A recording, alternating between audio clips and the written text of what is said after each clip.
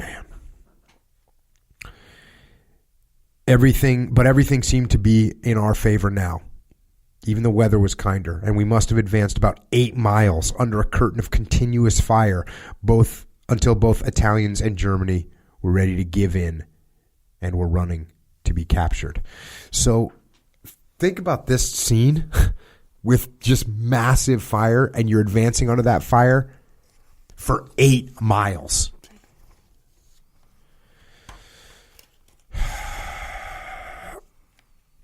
They get they're doing this. They're continuing to advance in this part in here. Messerschmitts buzzed the area, spraying the ground spasmodically and causing those near us to drop quickly into convenient holes. We pushed on at a steady pace, past demolished guns and supply dumps, the air stinking with appalling butchery. I glanced instinctively towards a shell burst 50 yards away as I watched its jet black smoke belch skyward. My gaze was transfixed by something odd on the ground. I wondered if it could be a human. Drawing nearer, I saw that it was the roasted body of a man in the sitting position.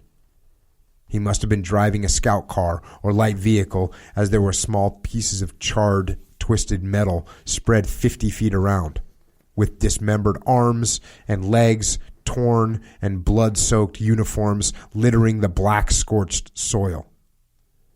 The aroma was diabolical.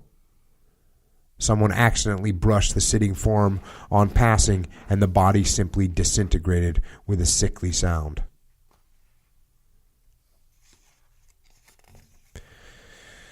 Fast forwarding a bit, the smell of burnt flesh floated in my direction, and I quickened my pace to get clear of it.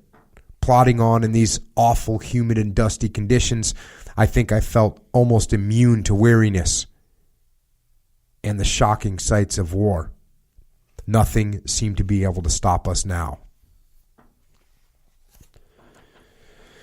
And this is, again, you got to read this book, but this sort of concludes this section. The 1st Parachute Brigade Group was not destined to take part in the final push to Tunis. Our role in the campaign had come to an end, and we were withdrawn from the line, so ending 5 months hard slog.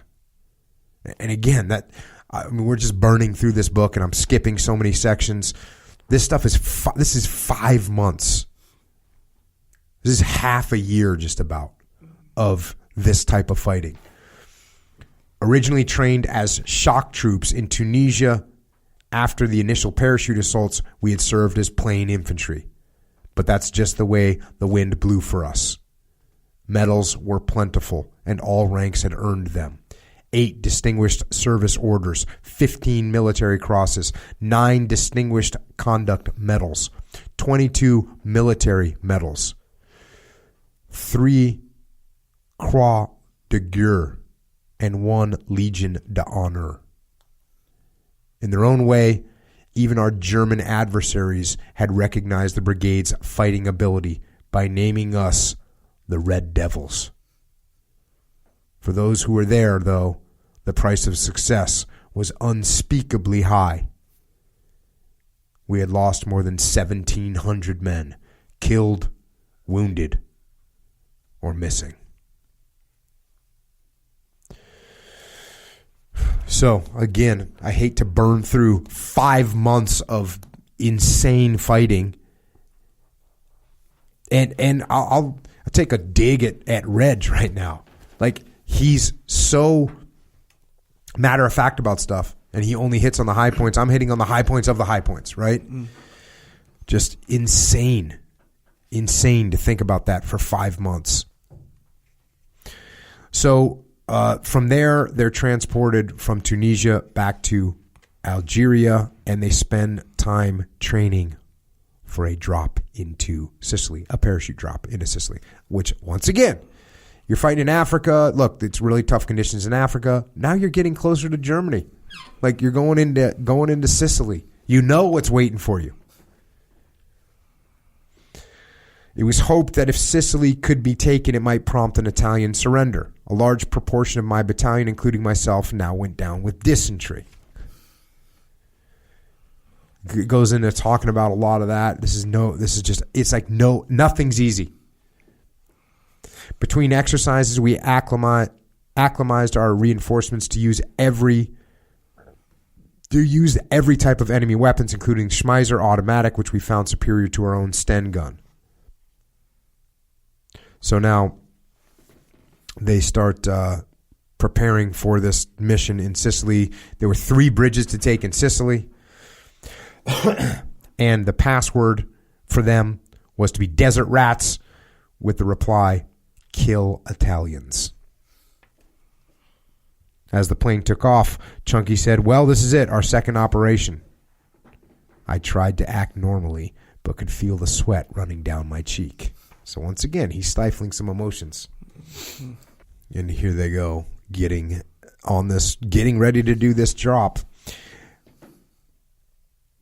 And this is it's just crazy.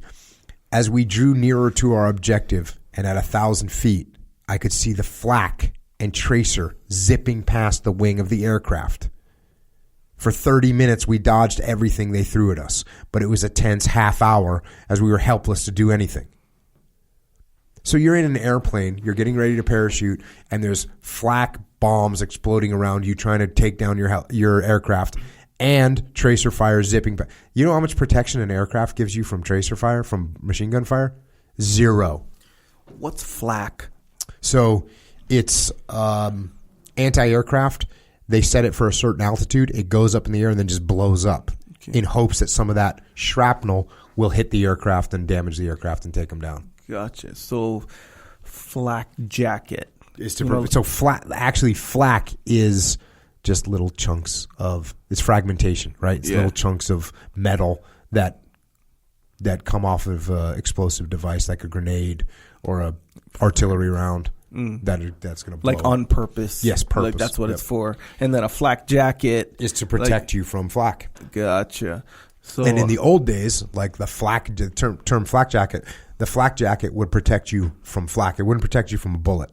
Right. Because flak isn't going as fast as a bullet is. So like an old school Vietnam flak jacket wouldn't stop bullets, but it would protect you from flak. Yeah. Like a motorcycle jacket kind of thing. Like it's like it'll protect you, but not from the real deal. Yeah. So even nowadays, right? The expression like "don't give me any flack." Mm-hmm. It's like kind of that. Yeah. It's exactly. Yeah. It's exactly what it is. So these guys are up there, and like he says, helpless. And by the way, this is a half an hour of this. Suddenly we were given the order to hook up. I did so and waited. The engines cut back on the approach to our drop zone. We descended to around 600 feet with all sorts of rubbish whizzing by and the plane pitching and tossing like a toy in a vast vacuum. Then there came a terrific explosion as our tail was hit. The order, "Jump, man, jump," screamed in my ears, and I tumbled through the doorway into the void below. So the aircraft finally takes a devastating hit. He doesn't mention whether the aircraft made it or not. He just says that the tail was hit hard. I can't imagine that's super easy to fly a plane once the tail's been blown off. Now he gets on the ground. Again, fast forward a little bit. On the ground, about 300 yards to my left, was the main coastal road to the town of Catania. And enemy traffic was in tremendous confusion. To my rear, I could hear Italian voices, and about 100 yards to my right, Germans rapping out orders. Then down the road came a 15-strong German patrol. They could have been parachutists, judging by their dress and headgear. Fortunately, I was not alone when they were just a few yards off, and we opened up on them. There were some grunts, groans, and sickly yelps, then silence. We slipped on in the direction of the bridge, around which our men were by now silently killing, harassing, and panicking the German and Italian defenders. At night, small battles raged unceasingly, and we were pinned down for a long time by mortar fire. When daylight broke, though, I saw for the first time the vast mountain scenery at the base of which we had been fighting. Again, I'm just jumping through stuff. Then the sun starts to come up. It became warm, and then the heat became intense. Typical.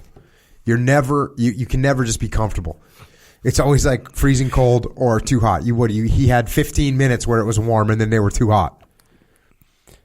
There had been no firing for some time, and I realized that the enemy was no longer with us. Scanning the countryside, I could see burnt-out cars, Italian tanks, and ammunition dumps. The smell of burnt bodies and oil filled the air. I was glad to move on. Such was the confusion of our brigade drop that, come daylight, the men from 3 Para discovered they spent all night fighting alongside the men of 1st Para without realizing it. At the bridge, it was clear that there had been a fierce battle. The pillboxes had been rushed and dealt with ruthlessly. Here, the brigade mustered approximately 180 men, but the 3-inch mortars and ammunition had not arrived, and there was a lack of communication with outside units. Wireless sets, those are radios, had been either incorrectly netted back in Africa, were damaged on the landing, or just did not arrive. We learned that German parachutists from the 3rd Regiment of the 1st Fallschirmjäger Division had dropped simultaneously on our drop zone the previous night. So we must have indeed have brushed shoulders with them when we came upon that 15-man patrol. How crazy is that? You're jumping into a drop zone and the Germans are jumping in there too.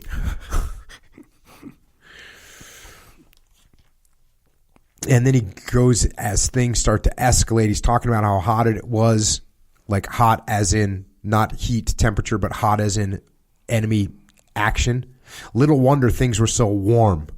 The area within an approximately 2-mile radius of the bridge was festooned with 88mm and 20mm guns, pillboxes, machine gun pits, and also a few coastal guns, and we were engaging with crack German troops, including paratroops. They presented a good target whenever they got too near the bridge. You could not miss, but word went around that our supply of ammunition was now drastically low.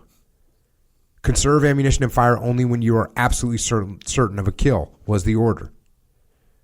But in due course, members of the 1st and 3rd Para battalions at the northern end of the bridge withdrew to join us at the southern end. The enemy was getting harder to ward off as tanks began to appear. Now we got enemy tanks on the scene. We were using captured Italian 40mm anti-tank gun along with our own anti-tank gun. The battle worked up to a terrific climax. The Germans were sending their best troops in an effort to shift us, their paratroopers probing for weak spots and allowing no respite. Food was in our haversacks, but there was no time to get it. It was fire, and keep on firing. Finally, there was a lull at about 18:30, or soon after, giving us a chance to take stock. Maybe the Germans wanted to regroup. I checked my ammunition and found only 4 rounds left, plus 1 in the chamber. At 19:30, we were ordered to withdraw in order to avoid capture and go in small groups. We made it off in a westerly direction toward the Gorna Lunga River. If we could use the river and the road running parallel to it as a guide for a couple of miles, perhaps then we could be clear of any enemy concentrated attack. So these guys are basically bagging out of the area. And as they're doing it in small groups. At one point, as darkness fell, we came upon a deserted farmhouse, but decided not to enter as it was quite near an abandoned flak gun pit. We thought both could be booby-trapped. It was approximately 0200 by now. We were very tired and hungry. We dozed off in an orchard 20 feet from the edge, each man at the base of a different tree so as to be less conspicuous. So they spend the night in this orchard. And then they set off once again. We saw no more of the enemy. Via Lentini, we reached Augusta, some 15 miles from Primasole Bridge. Finding the town in our hands, it was a great sight to see so many of our own troops and tanks. And so they continue on, reaching Syracuse without mishap on the 17th of July, just 4 days after dropping into Sicily. We soon set sail, arriving back at Sousse in Tunisia on the 20th. Our 1st Parachute Brigade group had not only suffered heavily in the North African campaign, but in Sicily too, where we had lost a further 300 men killed, wounded, or missing. It was time to rest, refit, regroup, and reorganize. And we also got to relax. So